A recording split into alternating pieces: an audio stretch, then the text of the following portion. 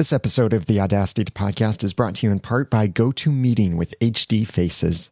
Hey, I'm Cali Lewis from Geek.tv. You're listening to the Audacity podcast. Welcome to the Audacity to Podcast, episode 84, How Podcasting Led from a Hobby to a Dream.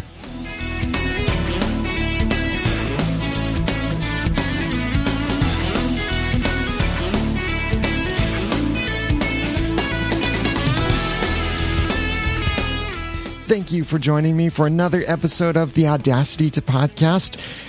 I am Daniel J. Lewis, also known as the Ramen Noodle, and this is a how-to podcast about podcasting and using Audacity. It's where I give you the guts and teach you the tools to podcast with passion, organization, and dialogue. And today, I've got something quite a bit different from what I've done in the past because I'm celebrating two things today. One is the Audacity to Podcast is now 2 years old as of June 17th, 2012. I started the Audacity to Podcast on June 17th, 2010. So it's 2 years old yesterday. And also, I've been podcasting for about 5 years now. I started my first podcast in 2007, and it was sometime in summer. Then I deleted the first two episodes, redid them. So knowing the exact date for that is a little hard. But I'm going to tell more of that story in a moment because this celebration of 5 years of podcasting and 2 years in the Audacity to Podcast will also contain some things about where this has brought me in life, because I could not be where I am in life following my dreams and pursuing my passions if it weren't for my podcast, which is crazy to think that, looking back at this and over the last few years. But that's how I got here, and I'm going to tell you that story. So this episode is going to focus on me. It's all about me today. No, not quite like that. But I think that you will find some things that are inspirational to you as well. And I really hope that this encourages you, that maybe if you're just starting out, keep at it. And you could see that your dreams might be reachable in a year, 2 years, a couple years, whatever. You could also get some inspiration of knowing how rough it was when I started out, and knowing that if you're in that place too, hey, we were all in that place. We were all noobs at this at one point, so we struggle through and make it together. Or maybe there are other things that you're just interested in my personal life, which that might be a little bit creepy, but maybe you're just wondering, how did I get to this point in podcasting and what have I learned along the way? So this is some stuff that I'm going to share with you today in this episode that will be about my history and my journey in podcasting. But before I get into that, I want to take a moment to thank our sponsor, GoToMeeting by Citrix. We have clients and colleagues and coworkers and customers and all of this all over the world. And they may be traveling for business, traveling for pleasure, or they might be right in their regular office. But where are you? Getting everyone together for a meeting is it's impossible, and people show up late because they have to, just step away from their desk. It's inconvenient to try and get everyone in a room together. The room's uncomfortable. There's not enough seating, and you know you're going to be that person that's sitting on the windowsill for the whole meeting. There's a so much easier way to do this, and it is GoToMeeting with HD Faces.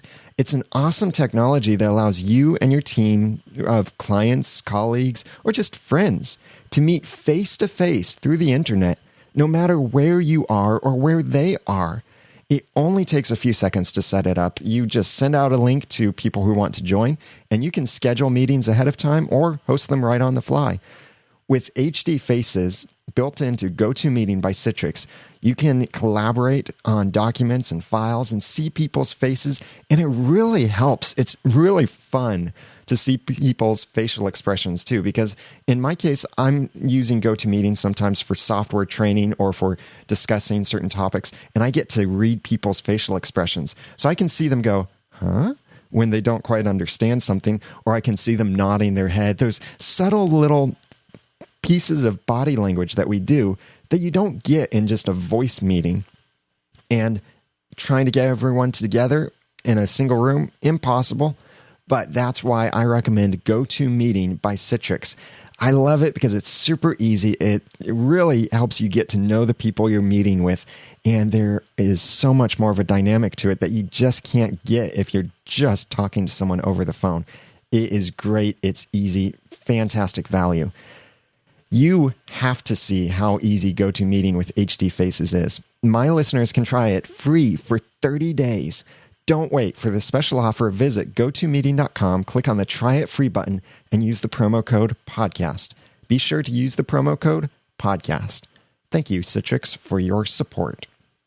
My story of podcasting begins several years ago, actually. See, podcasting first came out in iTunes in 2005. It was with iTunes 4.9 that they introduced podcasts into the iTunes store. And I thought this was cool. I didn't really understand what a podcast was, but I looked around and realized, oh, hey, this is free content that I can consume and stuff I can hear about. I'd been driving at that time, 2005. Yeah, I was still commuting an hour and a half, about an hour and a half each way to and from work, from where I lived. So I had a lot of time in the car. I was listening to talk radio and enjoyed talk radio in the morning and evening. I also listened to audiobooks and all of this. And I often thought this would be really cool to do something like this someday. I could have my own radio show, have no idea what I would talk about, but maybe it could be something fun, or I don't know what I'd talk about. And then I discovered podcasts in the iTunes directory, and I subscribed to two at the beginning: This Week in Tech and The Jesus Geek by my now friend, John Wilkerson. These two podcasts were technology-based, and This Week in Tech is still running. I don't listen to it anymore, though, but it's still ongoing. And I then found other podcasts that I enjoyed too, like MacCast and some other podcasts about either web design, like Boag World was one of the first ones I started listening to, and all of these different podcasts. And I was really enjoying them because it was audio content that was exactly what I wanted to hear. And no commercials. At that time, nobody had commercials in their podcasts. But this was really fun content for me, and I really enjoyed it. The way I would listen to my podcasts is I would download them in iTunes because that seemed like the easiest way to get podcasts. So I would download them in iTunes and then copy them from iTunes onto my MP3 player that I had back then, which was a Neuros personal audio computer is what they called it.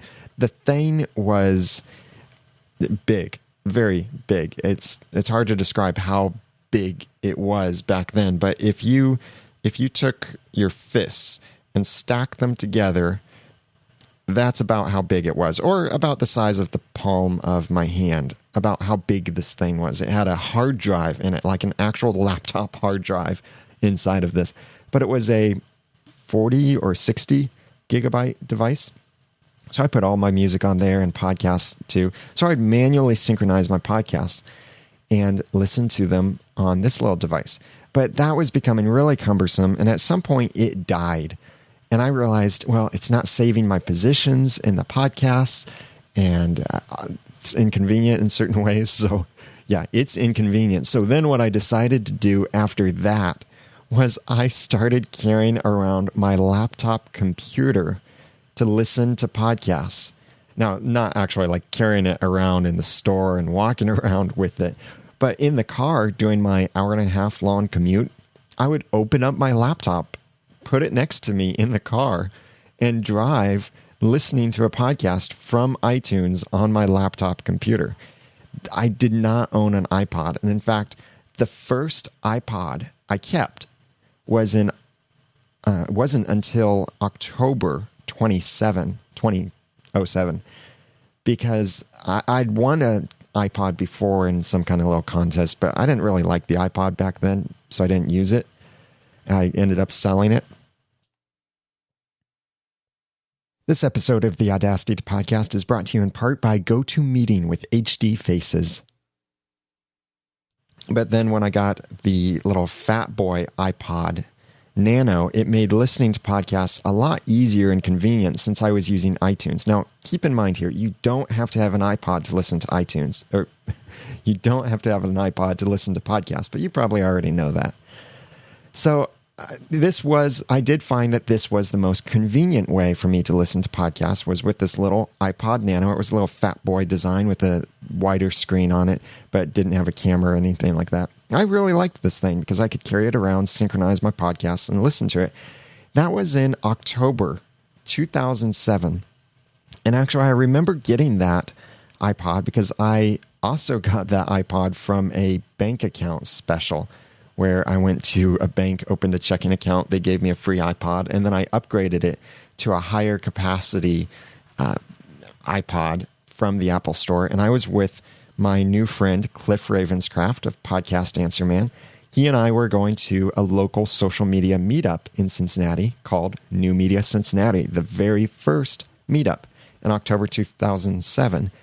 And we stopped by the Apple Store, and I exchanged this part, and we looked around a little bit. So that was my first iPod, and that made subscribing to podcasts a lot easier for me.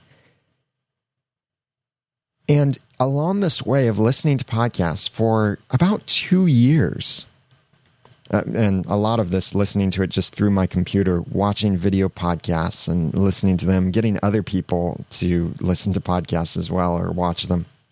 And even some talk with some friends of maybe we should start a podcast. And like one of our original ideas was a podcast of tech news from a Mac versus Windows perspective, where I would be the Windows guy and then someone else would be the Mac guy. And now I'm a Mac person myself, but that's just by choice, not by whatever else.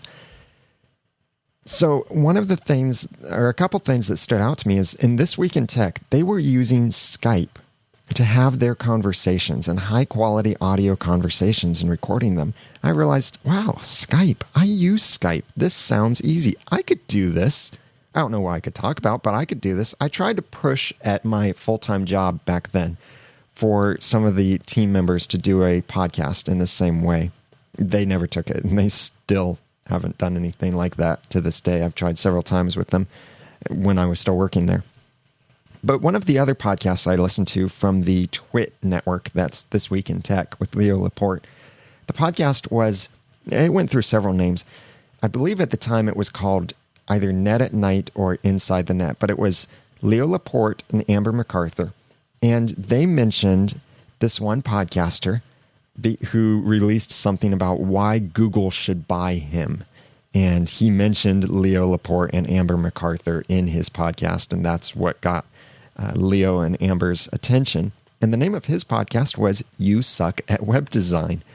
It was a comedy podcast, really kind of a fictional, obviously fictional, embellished stories of being a freelance web designer. And at that time, I was really interested in web design.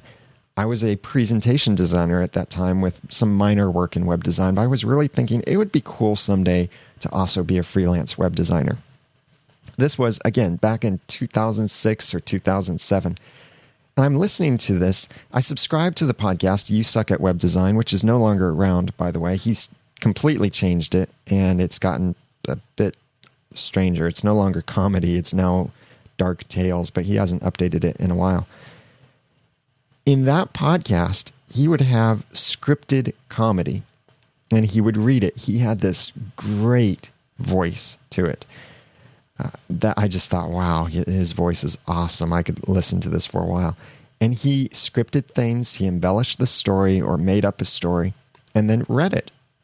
And I thought it was hilarious. I loved the content. I loved the style of it. And I realized I could do this. I have Audacity, which is a free audio editing program. And I had experience with both Audacity and video editing, audio editing, web work, WordPress stuff, all of this. I realized I could do this. And then it was the issue of what could I do? Like what kind of content? And already I was starting to gain some funny stories because I bought my first house in 2006 and started living by myself as the bachelor in this house. in 2006. And owning my own house, I was finding I made a lot of mistakes. And so I wanted to tell these stories. And I wanted to come up with a podcast where I could tell these stories that would be from my perspective as a bachelor, but I didn't really want the name Bachelor in the title because then it wouldn't sound like a clean podcast. It might sound, something a little off color. So I wanted it to have, in some ways, some connotations of being a bachelor, but I knew I also wanted ramen noodles somehow associated with it. So I thought about it. I considered things like even, here's a little trivia for you. I mentioned this in episode 100 of our Clean Comedy podcast. I mentioned that the original name of it, I recorded 2 episodes using this name, was Bachelor Chronicles. That just didn't work really well. I was thinking maybe the tagline could be something like Will Podcast for Ramen Noodles, or I was trying to come up with something where I could include the ramen noodles, and I was playing with domains too, because I always believe that you should try and get the .com if you can, unless you have a good reason for getting something else. So I started playing with domains, and then I realized, hey, what if I become the ramen noodle? So it would be like, that's me, that's my title, that's my persona, is the ramen noodle. I checked the domains. It was available. I wasn't thinking about spelling too much when I came up with that name, although I did buy like every version of spelling of the domain. It was expensive. And this was my title for the podcast, The Ramen Noodle. I thought this works great. It sounds funny from the name, and it has this connotation of being a bachelor and eating ramen noodles, kind of college life, kind of humor of amateur life. So I started with that, and I started by scripting my episodes. They were completely written out, word for word, and I would perform the audio then. And it came across pretty well. The 8 episodes I released in 2 years, that is. So I started with episode 1, published on October 10th, 2007. You can still get to it over at cleancomedy.podcast.com/1. That's the number 1. And when I started, I was just using the cheap microphone, the little stick mic that came with my sound card on my Windows computer. And that was plugged into my computer, and I recorded straight into Audacity and edited my sound with Audacity. I didn't know techniques like audio compression and leveling and all of that. Later on, I did discover Levelator, and that made me sound a little bit better. But my technique was improving. I learned things about like building a pop filter with pantyhose, which was pretty embarrassing to try and ask around for that. But with episode 1 published in October 2007, in 2 years, I only released 8 episodes because I really struggled with this consistency. But let me back up of telling you what also got me to get into podcasting, because there were things that I struggled with later and didn't think about in the beginning. And part of the kick, what actually kicked me into podcasting, because I was thinking about it for several months. 2 people really helped kick me into podcasting. One was I had just met Cliff Ravenscraft. He's from podcastanswerman.com and gspn.tv. And I had just met him through Twitter, because I got on Twitter in early 2007 and was looking for other people in Cincinnati who were on Twitter. Especially, I was wondering, are there any podcasters in Cincinnati? And one of my friends, Daniel Johnson Jr., who heads up New Media Cincinnati, had mentioned, yeah, there's Cliff Ravenscraft. You should follow him and connect with him. So I did, and discovered that I lived real close to Cliff. And Cliff said, well, hey, let's go out for lunch sometime. So we went out for lunch, and we talked about all kinds of things. He had the Lost podcast back then, and I made fun of Lost back then. And we got together, and we kind of geeked out for a bit, and he told me some cool things about his podcast, like how many subscribers he had, what the community was doing for him, and how much it helped. And he also gave some advice of, if I'm thinking about podcasting, jump in. Don't wait until I have it all together perfectly. Just jump in and do it. Then there was also the geekbrief.tv video podcast with Cali Lewis, who I was so thrilled to meet at Blog World and New Media Expo in New York City a couple weeks ago.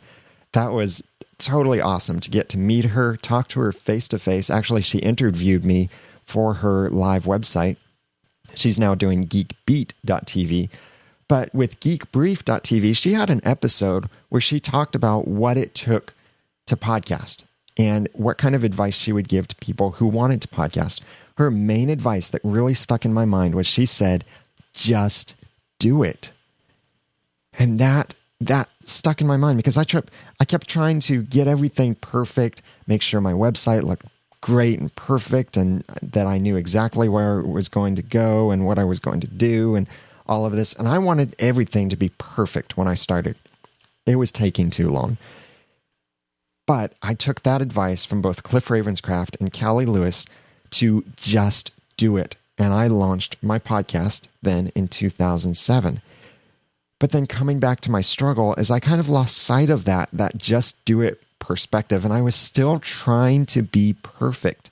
I was scripting my episodes, which would take hours to write and edit.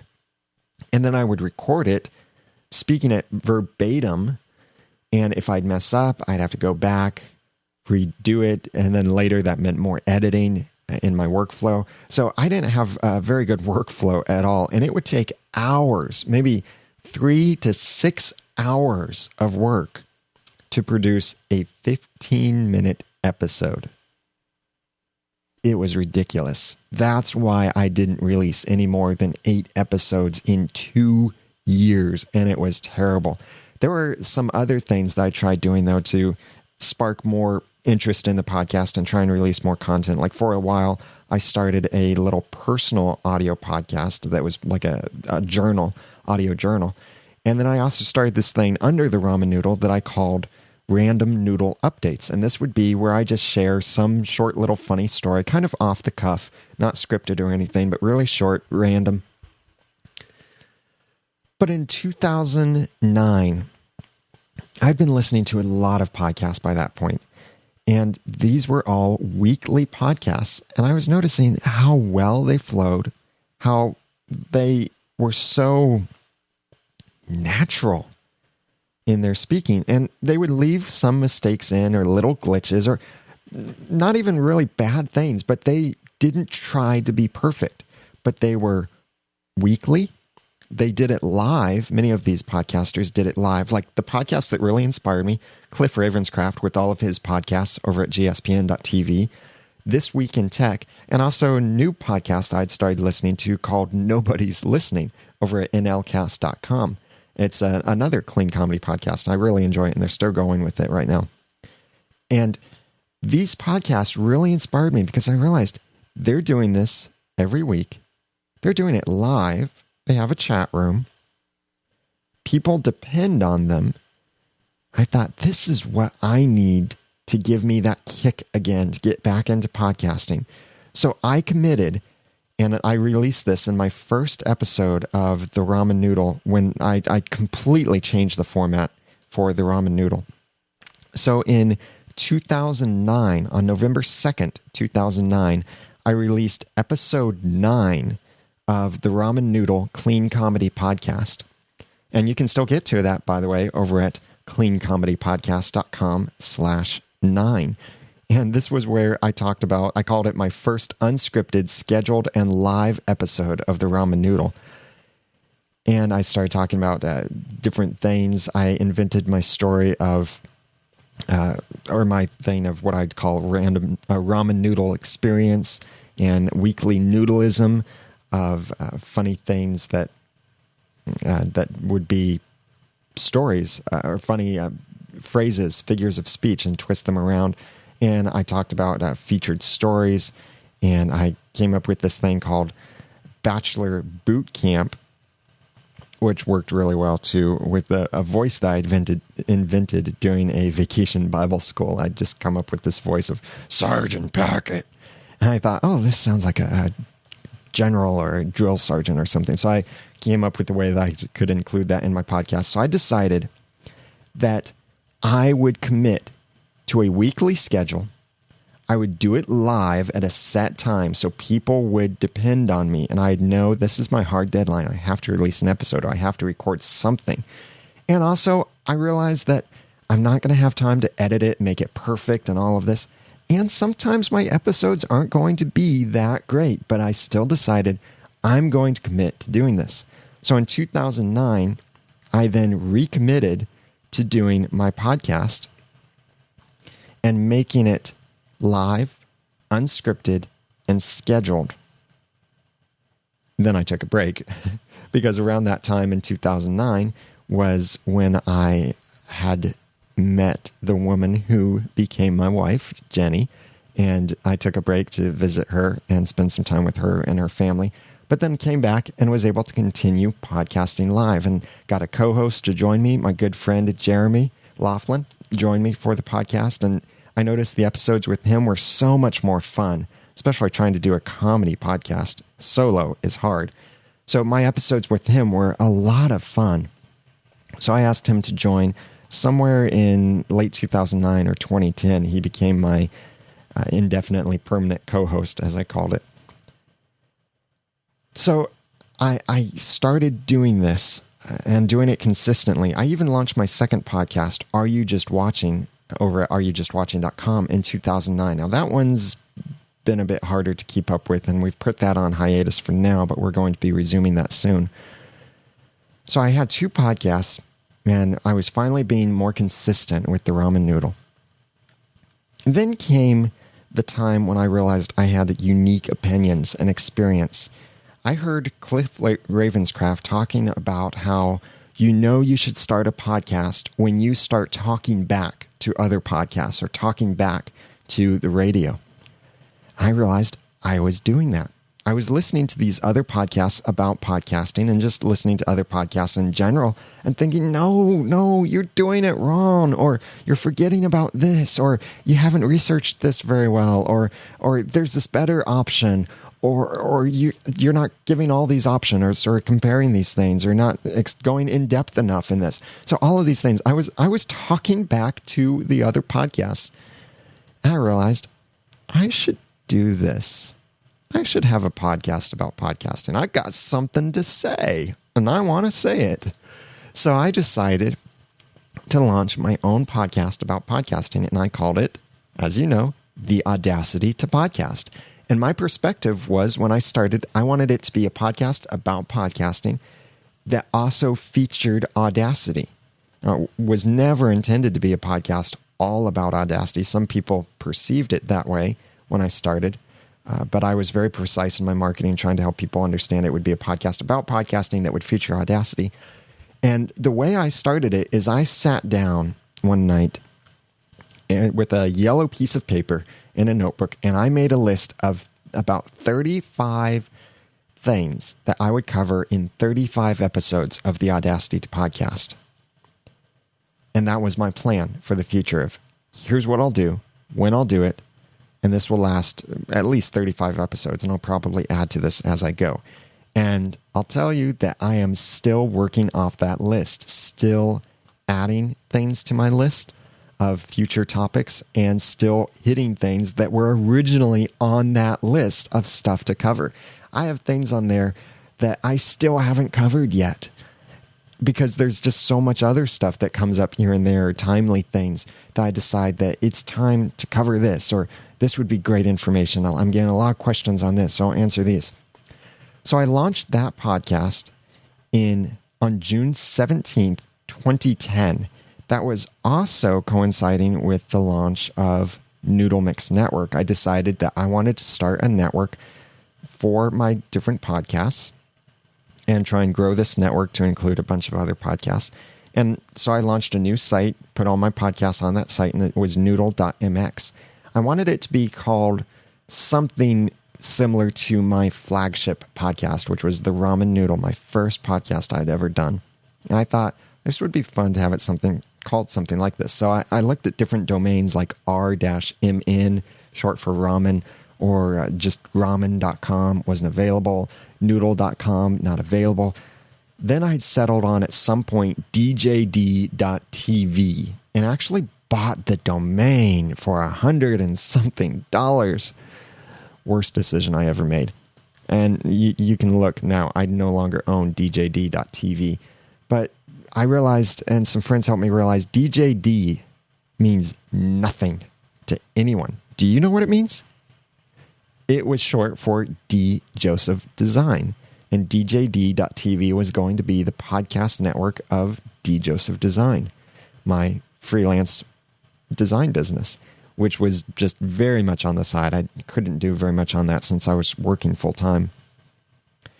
So I then came up with this idea of, wait, the word noodle is pretty cool. It's easy to say, easy to spell. And the word noodle does also mean to mull something over in your mind, think about something, to ponder it.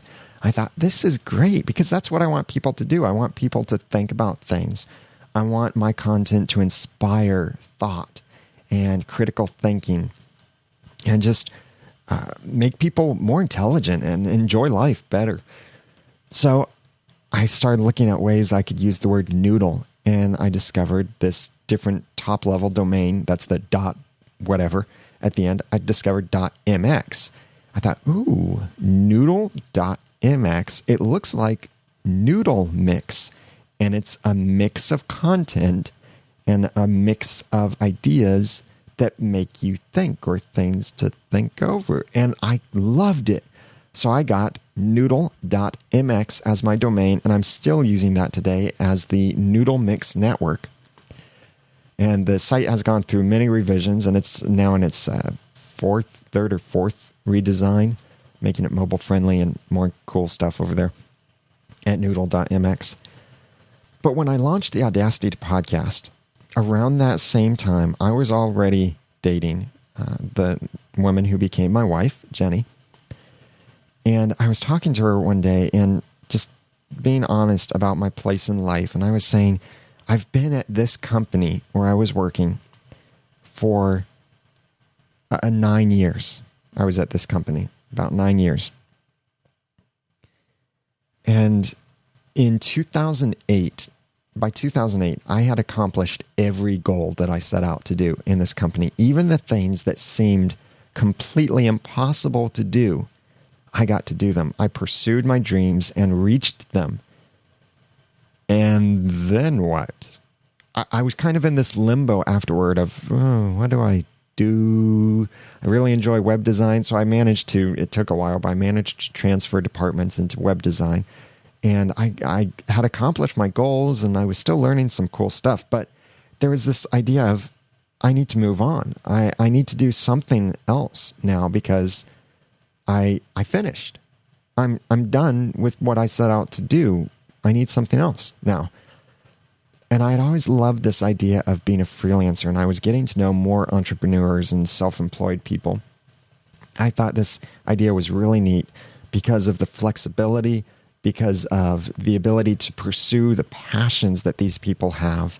And it was really what I wanted to do. And I was getting increasingly frustrated at my full-time job because it wasn't going in the directions that my dreams were going. And I couldn't pursue my dreams very easily at my full-time job. It just wasn't working. There wasn't really anything left. So my, at that time, girlfriend, or no, by this time, yeah, in 2010, we were engaged. So by then, we had decided, she helped inspire me to decide, that in a year, I would be full-time freelancing. My idea was to slowly edge into it, like drop down to part-time at work and then contract work and then completely cut the cord and be freelancing within a year, full-time freelancing. So that was in June of 2010 or sometime summer of 2010. But I didn't know how I was going to get there. Now remember, June 17th, 2010 was when episode 1 of the Audacity to podcast was published. And I talked about why you need passion, organization, and dialogue in your podcast back then. Playing off the thing, like how people say you need an iPod to podcast or to listen to podcasts. No, you don't, but you need POD, P-O-D, passion, organization, and dialogue. That's where it comes from, by the way. Episode 1, I've had that ever since episode 1. So I launched the podcast and just thinking this will be fun to do. I'll try and build a network with this. And during this time, I was searching Twitter, looking for people who needed help with Audacity, helping them out, helping people who needed help with podcasting, and then would try and tell them about the podcast that I was about to launch. And then when I launched it, I told them about the podcast. It was featured in iTunes. And in fact, it made its way to the iTunes podcast front page. And I'm not talking about buried underneath iTunes podcast technology, podcasting, or anything like that. It was on the front page of the iTunes podcast directory. That was huge for me. It meant that the audience skyrocketed. I had hundreds of subscriptions overnight. This massive audience then respecting what I had to say, coming back to hear and to learn and appreciating, asking me questions. And I started to realize, hey, this could be a step. This could be something I could use to help me launch my podcast. It was my dreams. It was the opportunity I was looking for because I'd wanted to freelance, didn't quite know how I could get there. Like, where am I going to find clients and how am I going to market and all of this? But when the Audacity to Podcast exploded with this huge audience that I hadn't anticipated when I first started, then I realized here is my opportunity. It was effectively a marketing channel where I knew that these people would be coming to me to hear my opinions, my advice, my experience. They'd be asking questions. We'd be developing relationships and building trust because of the content and because of everything I'm giving away. So when I recommend that they hire me to design a website for them, they would trust me. And guess what? The them I'm talking about is you. Many of you have hired me to design things for you or to help you get podcasting. And this dream that I'm pursuing now of full-time freelancing would not have been possible without you. If you have ever hired me to design something for you, you've helped me reach my dream. Thank you. Thank you so much. If you're thinking about hiring me to design something for you or help you start your podcast, again, thank you so much because you are helping me fulfill my dreams. And I just can't tell you how grateful I am for that. So in summer of 2010, I decided that within a year, I would be full-time freelancing and I would start trying to build my community behind my podcast and start trying to market my business in my podcasting. Now, initially, I thought this might take a couple of years to get going, so I would try to market my services, design services, and podcast cover art. And I tried that, and what I found is I got a lot of inquiries. I couldn't do anything about them. I had no time, especially when I got married. I had no time to pursue the freelancing design stuff. So I just couldn't do it.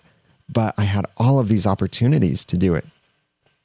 So almost exactly 1 year later, in June of 2011, I gave my 2 weeks notice at my full-time job after my supervisors and I had already been talking for a few weeks about my place in the company and my hopes and dreams and how that fit or didn't fit with the company. And in 2011, I gave my 2 weeks notice. And on July 1st, 2011, I was officially a full-time freelancer. I had reached my goal. And in my first month, I made $400. And it really was a struggle after that. But now, and I'm a born-again Christian, so I really have to say I praise God. And I don't have to say that. I take that back. I want to say that. I praise God for blessing my business. And I'm not going to say that I'm prospering and rolling in the dough and all of that. But my needs are being met. We've never had to go hungry. We have not had to borrow money or take out a loan or anything like that. Our income needs are very, very small. And I've shared this before, that our actual income needs to pay for everything, like insurance and everything, is under $3,000 a month. So our income needs are quite small, including the business in this. But I do believe that God has been providing for this as I've been pursuing my dreams, my calling in life. And I've read these books like 48 Days to the Work You Love and Rework, and all of these books that have inspired me, Linchpin and many more. But it was so cool to see I took that step, that leap of faith, and it was rough. Now, we had a savings account to live off of, but it was rough. And then here we are a year after that. So 2 years after I've started the Audacity podcast, 1 year after I left my full-time job and started freelancing full-time. Where has it taken me now? Well, I just got back from speaking at Blog World and New Media Expo in New York City. That's huge. I was invited. I didn't submit a session. I was invited to come speak because the Audacity podcast had positioned me as a thought leader or an industry expert with something to say and influential. So what I had started out as just, I wanted to say something, I wanted to share my opinion, turned into a way that I could launch into my dream of being a freelance web designer, as well as enabling me to speak at a really large conference, which I love speaking at conferences too. If you want me to speak at a local conference in your area, please contact me. But this was more pursuing my dreams, and it's because of launching the Audacity podcast that I've been able to make it to this point. So I have no idea where this is going to take me in the future. I take that back. I do have some ideas, but there will be surprises. I know that. So podcasting has helped me because I've been giving away free information in the Audacity podcast. And when you give away free information, people will see what you know, a portion of what you know. They will begin to see you as an expert, a thought leader in the area. Now, make sure it's something you have some well-formed knowledge and experience. But then people will respect you as a thought leader in that area. And then also, podcasting helps me because I am marketing to an audience that has been growing in a relationship and is trusting me in what I say and the services I provide. And it's a marketing channel that is my niche. I love working with WordPress. And what kind of software do most of you use for your websites? WordPress. I love working for content creators, bloggers, and podcasters. What are you guys? You're bloggers and podcasters. So this is a perfect marketing channel for me. But that's not what the Audacity podcast is all about. It's just something it enables me to do. Because look back at my episodes. How often do I remember to try and push my design services and say, you should hire me to do this or buy this or use this affiliate link or all of this? I don't remember to do that so often because that's not what this is about for me. This is about sharing the information that I really enjoy, that I'm passionate about, sharing it with you so that you can pursue your dreams too, or just your hobbies, enjoy your hobbies and get better at those as well. And then when I do market, it really helps my business. And many of you have referred clients to me, and I thank you so much for that. I do have a referral program, by the way. If you refer someone to me, you get 10% of their first project. That's payment of 10%, not that you have to do 10% of their project. So looking back at my history, in 2007, I jumped into podcasting with the kick of just do it. In 2010, I started the podcast because I felt like I had something to say, a unique perspective and different experience from other people that I wanted to share. And I had this side goal of someday wanting to be a freelance web designer. In 2011, I took those steps, jumped into freelancing, and the podcast had really grown. And in fact, in fall of 2011, my podcast audience had doubled for the Audacity podcast over a certain amount of time. And that was a goal I had last year, is double my podcast subscriptions. And I met that goal on each of my podcasts. And a lot of that was probably due to sponsoring or hosting PodCamp Cincinnati and setting that up and being involved in the local social media community in Cincinnati. And now here, 2012, I got to speak at Blog World and New Media Expo as an expert in this field of podcasting. I've gotten to network with so many awesome people. I've gotten to meet Cali Lewis and talk with her on her podcast, and so many awesome things, because there was a point where I just did it. I didn't wait for it to be perfect, but I just did it. And I tried to keep pursuing my passions and not let myself get distracted by things along the way and trying to be perfect along the way. Yeah, that did distract me for a while. And now podcasting is enabling me to pursue my dream. I don't see myself as podcasting full-time or as this being the only thing I do. Or it could be. Then again, sometimes I think I don't really see web design as the thing I will always do. There might be some direction change that I make in the future. Who knows? But podcasting has helped me to get here. And I really believe that podcasting can help you reach your dreams, pursue your passions, and live the life that you want to live. Now, how can that work for you with podcasting? That really depends, because podcasting works differently for different people. And it worked one way for me. It's worked another way for other people. But the main thing is, what I want you to learn from this is that it is a journey. You're not going to get it right when you first start. You will struggle, but stick with it. Pursue your passions. Make sure you're talking about something you're passionate about. And someday, if you do it intentionally, not just wait for it to happen, but be intentional about the things that you do, then someday podcasting can help you achieve your dream too. Whether it's a dream job, a dream position, a dream whatever. Podcasting can help you get there. So that's my story of podcasting. I hope this has inspired you in some ways, and maybe you've learned something from this. If you'd like to comment on this, you can comment over at the show notes over at theaudacitytopodcast.com/84, or you can also go to email me any information if you want to have some private questions or anything like that. You can email feedback@theaudacitytopodcast.com. I would love to hear your feedback for future episodes or questions that I can answer in the podcast.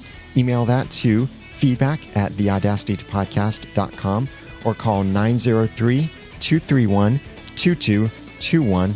You can also go to theaudacitytopodcast.com and click on the Send a Voice Message tab and record a message right from your computer and send it right through the website. And make sure that you also check out when I record this podcast live every Monday at 2 p.m. Eastern Daylight Time, that's GMT -4, over at Noodle.mx/live. If you haven't left a rating and review in iTunes, I would really appreciate it. You can get that link from theaudacitytopodcast.com. And if you do need web design services or podcast consulting or anything like that, I'd love to talk with you. Contact me through any of the other feedback information. Now that I've given you some of the guts and taught you some of the tools, it's time for you to go podcast with passion, organization, and dialogue. I'm Daniel J. Lewis. Follow me on twitter.com/TheRamenNoodle. Thank you for listening.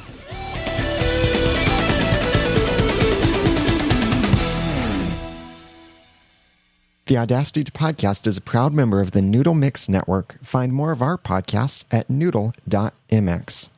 The Audacity to Podcast is also a proud member of the Tech Podcast Network. If it's tech, it's here. Find more at techpodcast.com.